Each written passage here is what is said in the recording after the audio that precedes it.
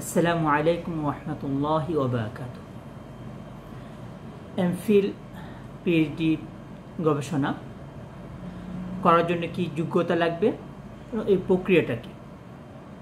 আমরা আগে আলোচনা করেছি যে এমফিল পিএইচডি করার মাধ্যমে অনেক লাভ আছে, অনেক উপকার আছে, জাতীয়ভাবে উপকার আছে, ব্যক্তিগতভাবে উপকার আছে। আজ আলোচনা করব এমফিল করার জন্য কি যোগ্যতা লাগবে। দুটো বিষয়, একটা হলো সার্টিফিকেট লাগবে, 4টা সার্টিফিকেট লাগবে। এসএসসি পর্যায়ে, এসএসসি পর্যায়ে, বিএ পর্যায়ে এবং এমএ পর্যায়ে, এই 4টা সার্টিফিকেট লাগবে। এই 4টা সার্টিফিকেটের মধ্যে যে যোগ্যতা লাগবে সেটা হলো ন্যূনতম প্রত্যেকটাতে আলাদা করে, মানে এসএসসি, এইচএসসি, বিএ, এমএ প্রত্যেকটাতে আলাদা করে লাগবে। আউট অফ 5-এ লাগবে 3.5, মানে 5-এর মধ্যে 3.5 লাগবে, 4-এর মধ্যে লাগবে 3। আর যদি নাম্বারিং সিস্টেম হয়, যে সনাতনী যে পদ্ধতি ছিল, মানে আমরা যেটা করে আসছি, নম্বর যদি ভিত্তিতে হয় তাহলে ওখানে লাগবে 50% নম্বর। 4টা সার্টিফিকেট প্লাস এই 50% নম্বর অথবা 3 বা 3.5 যেটা শর্ত আছে, সেই শর্তটা যদি আপনি পূরণ হয় তাহলে আপনি এমফিল করতে পারবেন।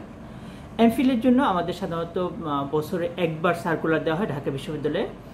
সেটা এবছর 2021-এ অলরেডি সার্কুলার দেওয়া হয়েছে এবং সেটা আবেদন চলছে। এবছর 18 তারিখ পর্যন্ত, 18 অক্টোবর পর্যন্ত আবেদন করা যাবে এবং সেটা জমা দেওয়ার জন্য আরও 3 দিন সময় পাওয়া যাবে। 21শে অক্টোবর পর্যন্ত জমা দেওয়া যাবে। এটা হলো এমফিলের ক্ষেত্রে। আর পিএইচডির ক্ষেত্রে, পিএইচডি সারা বছরই আবেদন করা যায়, যে কোনো সময় আবেদন করা যায়, সেখানে কোনো সার্কুলার আলাদাভাবে প্রয়োজন পড়ে না। এই প্রক্রিয়াটা কি, এমফিল বা পিএইচডির ক্ষেত্রে আবেদনের প্রক্রিয়াটা কি আছে সেটা আমি বলবো। এটাই হলো আজকে আলোচনার মূল বিষয়। কারণ আমরা জানি না আসলে কোথায় যোগাযোগ করতে হবে, কীভাবে যোগাযোগ করতে হবে। প্রথম কথা বলি, সেটা হলো যদি আপনি এমফিল করেন বা পিএইচডি করেন, গবেষণা যদি করেন, গবেষণার ক্ষেত্রে আসলে গবেষণার কোনো গণ্ডি নেই। আপনি কমার্সে পড়েছেন, এখন সায়েন্সের বিষয় নিয়ে গবেষণা করতে পারবেন না, এরকম না। সায়েন্স পড়েছেন, আপনি আর্টসের বিষয় নিয়ে গবেষণা করতে পারবেন না, এরকম না, পারবেন। মানে মৌলিকভাবে আমাদের পক্ষ থেকে কোনো বাধা নেই, যদি আপনার ওই বিষয়ে গবেষণা করার যোগ্যতা থাকে। হয়তো আপনি ওই বিষয়ে পড়াশোনা ব্যক্তিগতভাবে করেছেন, অথবা ওই বিষয়ে আপনি অনেক লেখালেখি করেছেন, অনেক জানেন। এই জানার কারণে আপনি ওই বিষয়টা নিয়ে গবেষণা করতে চাচ্ছেন। আর কর্তৃপক্ষ যদি মনে করে যে হ্যাঁ, আপনার দ্বারা ওই বিষয়ে গবেষণা করা সম্ভব, তাহলে আপনাকে অনুমতি দিবে।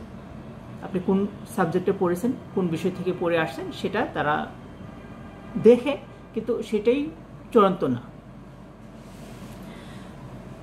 যখন আপনি এমফিল করার জন্য সিদ্ধান্ত নিয়ে ফেললেন বা পিএইচডি করার জন্য সিদ্ধান্ত নিয়ে ফেললেন, তখন আপনাকে প্রথমে যেটা সিদ্ধান্ত নিতে হবে, আপনি কোন ডিপার্টমেন্টের আন্ডারে করবেন। ঢাকা ইউনিভার্সিটিতে যদি করতে চান তাহলে ঢাকা ইউনিভার্সিটির কোন ডিপার্টমেন্টের আন্ডারে করবেন, অথবা অন্য ইউনিভার্সিটির আন্ডারে যদি করতে চান তাহলে সেই ইউনিভার্সিটির কোন ডিপার্টমেন্টের আন্ডারে করবেন সেটা আপনাকে ঠিক করতে হবে। ওখানে আপনি যোগাযোগ করবেন, ডিপার্টমেন্টে যোগাযোগ করার পরে ওখানে তারা বলবে কোনো কোনো ডিপার্টমেন্টের নিয়ম আছে যে আগেই একটা পরীক্ষা নেয়, আগে পরীক্ষা নিয়ে তারপরে সুযোগ দেওয়া হয়। কোনো কোনো ডিপার্টমেন্টে পরীক্ষার সিস্টেম নেই। এজন্য আপনি ডিপার্টমেন্টের অফিসে যোগাযোগ করবেন যে ওখানে পরীক্ষা দিতে হবে কি হবে না, সেটা কি নিয়ম আছে। সাধারণত ইসলামিক স্টাডিজ বলেন, অ্যারাবিক, তারপরে উর্দু, ফার্সি, এই ধরনের কয়েকটা সাবজেক্টের কথা যেগুলির সাথে আমি বেশি জড়িত বা যোগাযোগ আছে, তাদের এখানে পরীক্ষা আলাদাভাবে নেওয়া হয় না, শুধু দেখা হয় যোগ্যতা আছে কিনা। এখন যখন আপনি সিদ্ধান্ত নিয়ে ফেলেন যে আপনি সাপোজ ইসলামিক স্টাডিজে এমফিল করবেন, তাহলে ইসলামিক স্টাডিজ যদি আপনি মনে করেন যে এমফিল করবেন, সিদ্ধান্ত নিয়ে নিয়েছেন, তখন ওখানকার যে শিক্ষক আছে সেই শিক্ষকের সাথে যোগাযোগ করতে হবে। আপনার দ্বিতীয় যে স্টেপটা হলো, সেটা হলো শিক্ষকের সাথে যোগাযোগ করা, গাইডের সাথে যোগাযোগ করা। আমাদের এখানে ঢাকা বিশ্ববিদ্যালয়ের নিয়ম আছে, একজন শিক্ষক 8 জন এককভাবে আর 2 জন যৌথভাবে স্টুডেন্টের গাইড করতে পারে। মানে একজন শিক্ষক 10 জনের বেশি স্টুডেন্ট নিতে পারবেন না এমফিল পিএইচডিতে।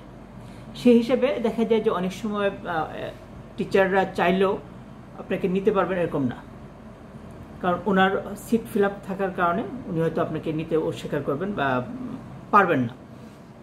এই জন্য আপনাকে যোগাযোগ করতে হবে যে শিক্ষক খালি আছে, যার সিট খালি আছে তার সাথে যোগাযোগ করতে হবে। এবং এমন হতে পারে যে আপনি এই বছর যোগাযোগ করবেন, এই বছর হয়তো খালি নেই, 2 বছর পরে বা 1 বছর পরে খালি হবে, তখন হয়তো আগে থেকে যোগাযোগ করে রাখলেন। যখন আগে থেকে যোগাযোগ করে রাখলেন, উনি হয়তো অর্ডার দিল, সেই হিসেবে তখন 2 বছর পরে বা 1 বছর পরে আপনি চান্স পেতে পারেন ওনার আন্ডারে। এমন আছে যে সিট ফাঁকা থাকতে পারে, যদি ফাঁকা থাকে তাহলে আপনি এই বছরই চান্স পাবেন, কোনো সমস্যা হবে না।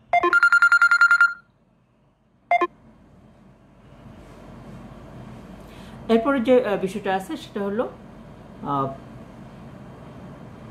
আপনি শিক্ষক ঠিক করলেন, শিক্ষক ঠিক করার পরে শিক্ষকের সাথে আপনার যোগাযোগ করতে হবে। যোগাযোগ করে আপনাকে যেটা করতে হবে শিরোনাম ঠিক করা। শিরোনামের ব্যাপারে আমি যেটা বলে থাকি যে অনেক সময় আমরা এরিয়া বড় নিয়ে ফেলি। এরিয়া বড় নেওয়া যাবে না, গবেষণার ক্ষেত্রে এরিয়া ছোট নিতে হবে, যত ছোট নেওয়া যায়। গাইডের সাথে আপনি যোগাযোগ করলে উনি পরামর্শ দিবেন। কারণ আমি একটা কথা বলে থাকি যে যদি আমি অল্প একটা জায়গা নেই তাহলে এটাকে সুন্দর করে সাজাতে পারবো, আর যদি অনেক বেশি বড় জায়গা নেই তাহলে এটাকে সুন্দর করে সাজাতে গেলে আমার হিমশিম খেতে হবে, অথবা আমার বাজেটেই হবে না। এটা আবার আমি একটা উদাহরণ দিয়ে থাকি, যদি আমার একটা বিষয় মনে করো একটা সুই হারিয়ে গেছে, যদি আমার জানা থাকে যে এই ঘরের ভিতরে হারিয়েছে, তাহলে আমি এটাকে খুঁজে পেতে সহজ হবে, আমি খুঁজে পাবো। আর যদি এমন হয় যে পুরা আমাকে আধা কিলোমিটার জায়গা খুঁজতে হয় সুইয়ের জন্য, তাহলে আমি সুইটা কিন্তু না পাওয়ার সম্ভাবনা বেশি থাকে। এই জন্য গবেষণায় এক ধরনের খোঁজা, রিসার্চ মানে খোঁজা, সার্চ মানে খোঁজা। এই যে আমি যে খুঁজবো, তথ্যগুলি যে খুঁজবো, খোঁজার ক্ষেত্রে আমাকে এমন এরিয়া নিতে হবে যে এরিয়াতে আমি খুঁজে পাবো, খোঁজা সম্ভব আমার জন্য। এবং ওই বিষয়টাই নিতে হবে যে বিষয়ে পর্যাপ্ত তথ্য আছে, বই আছে অথবা অন্য ইনফরমেশন আছে। যদি তথ্য না থাকে, বই না থাকে, তাহলে আপনি নিয়ে বিপাকে পড়তে পারেন। এই জন্য শিরোনাম নেওয়ার ক্ষেত্রে এই জিনিসগুলো খেয়াল করতে হবে। সবচেয়ে ভালো হয় গাইডের সাথে যখন আপনি যোগাযোগ করবেন, উনি ভালো বুঝবেন এবং উনি আপনাকে ভালো পরামর্শ দেবেন। 4 নম্বর যে বিষয় আছে, আপনি শিরোনাম ঠিক করার পরে পালা আসবে সিনপসিস লেখা। সিনপসিস লিখতে হবে। সিনপসিস লিখবেন, কীভাবে লিখবেন, কী কী পয়েন্ট আছে সেই বিষয়ে আমার আলাদা একটা ভিডিও আছে, সেখানে দেখে নিলে ভালো হবে। সিনপসিস মানে আপনি যে গবেষণাটা করতে চাচ্ছেন সেই গবেষণাটা একটা সারসংক্ষেপ। মূল যে বিষয়টা আপনার এখানে শিরোনামটা থাকবে, তারপর আপনি কীভাবে গবেষণা করবেন, কয়টা অধ্যায় থাকবে, আপনি কি কি বই থেকে তথ্য নেবেন, এবং সেটা কোন সোর্সে মানে কোন সিস্টেমে আপনি গবেষণা করবেন, এই সব অনেক তথ্যই ওখানে দিতে হয়। সেটা 8 থেকে 10 পৃষ্ঠা কম্পোজ করে জমা দিতে হয়। সেই সিনপসিস কীভাবে লিখতে হবে, কী কী তথ্য থাকবে, সেই জন্য আলাদা ভিডিও আসছে, আপনারা ওখান থেকে দেখে নিতে পারবেন। সিনপসিস লেখা শেষ হলো। সিনপসিস লেখা শেষ হওয়ার পরের কাজ হলো এটা সাবমিট করার জন্য ফর্ম ওঠানো। আপনি ফর্ম উঠিয়েও সিনপসিস রেডি করতে পারেন। মোট কথা হলো ফর্মটা ওঠাতে হবে এবং জমা দেওয়ার যে প্রক্রিয়া আছে সেই প্রক্রিয়াতে অগ্রসর হতে হবে। ফর্ম ওঠানোর জন্য 500 টাকা দিয়ে এমফিলে ফর্ম পাওয়া যায়, 1000 টাকা লাগে পিএইচডির জন্য ফর্ম নিতে, সে জনতা ব্যাংকে জমা দিতে হয় এবং ওয়েবসাইট থেকে ফর্ম ডাউনলোড করে সেটা পূরণ করতে হয়। 2 পৃষ্ঠার একটা ফর্ম, সেটা খুব সহজ ফর্ম, কঠিন না। ওটা পূরণ করে গাইডের সাইন নিয়ে এরপরে আপনার যে হলের আন্ডারে আপনি করতে চাচ্ছেন সেই হলের আন্ডারে যেতে হবে, সেই হলের প্রভোস্টের সাইন নিতে হবে, নিয়ে তারপর এটা ডিপার্টমেন্টে জমা দিতে হবে। এই প্রক্রিয়াটা হলো আপনার শুরু হলো, মানে ডিপার্টমেন্টে আপনি জমা দিলেন। ডিপার্টমেন্টে জমা দেওয়ার পরেও কিন্তু কাজ শেষ হয়ে গেলো এরকম না। ডিপার্টমেন্টে জমা দেওয়ার পরে আপনার কিছু কাজ থাকবে। সেটা হলো যে ডিপার্টমেন্টে এখানে 2টা মিটিং হয়। আমাদের উর্দু ডিপার্টমেন্টে আমরা 2টা মিটিং করে থাকি, অধিকাংশ ডিপার্টমেন্টে 2টা মিটিং করা হয়। প্রথমে একটা হলো যে সাব কমিটির একটা মিটিং হয়, মানে এমফিল পিএইচডি যারা যাচাই করবেন, সব টিচার না, ওখানে বাছাই করা কয়েকজন টিচার থাকেন, 2জন 4জন 5জন টিচার থাকেন।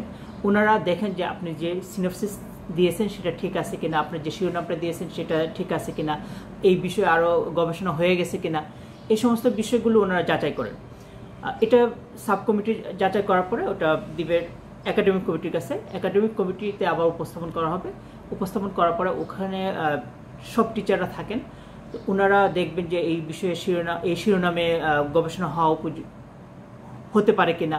যদি হতে পারে তাহলে ওনারা সম্মতি দিবেন। যদি কোনো সমস্যা মনে করেন ওনারা তাহলে আপত্তি দিবেন, এবং সেই বিষয়টা যদি কোনো আপত্তি থাকে তাহলে সেটার সমাধান আপনাকে করতে হবে, এবং আপনার গাইড আপনাকে দিক নির্দেশনা দিবে যে কীভাবে আপনি ওটার সমাধান করবেন।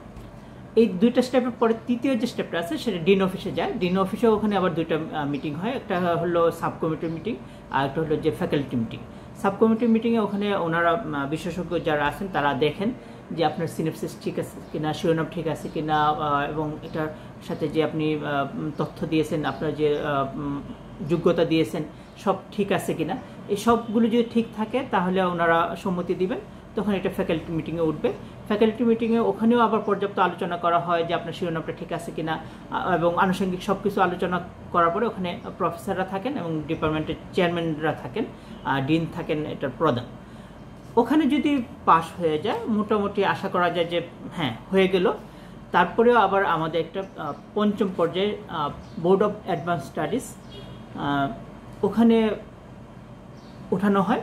ওখানে শিরোনামগুলো সাধারণত দেখা হয় এবং যোগ্যতাগুলো দেখা হয়। সেখানে যদি আর কোনো আপত্তি না থাকে তাহলে এটা একাডেমিক কাউন্সিলে যায়। একাডেমিক কাউন্সিলে সাধারণত স্বাভাবিকভাবে মানে বোর্ড অফ অ্যাডভান্স স্টাডিজের যে সুপারিশগুলো থাকে ওটাকে ওভাবেই পাশ করে নেওয়া হয়। তো একাডেমিক কাউন্সিলে পাশ হয়ে যাওয়ার পরে 6টা স্টেপ পার হলো। এরপরে গিয়ে ভিসি শিরোনামগুলো যে অনুমোদিত হয়েছে সেটার ব্যাপারে একটা শিটে স্বাক্ষর করেন। স্বাক্ষর করার পরে আপনাকে অফিসিয়ালভাবে জানানো হবে যে আপনার এমফিল আবেদন অ্যাকসেপ্ট হয়েছে।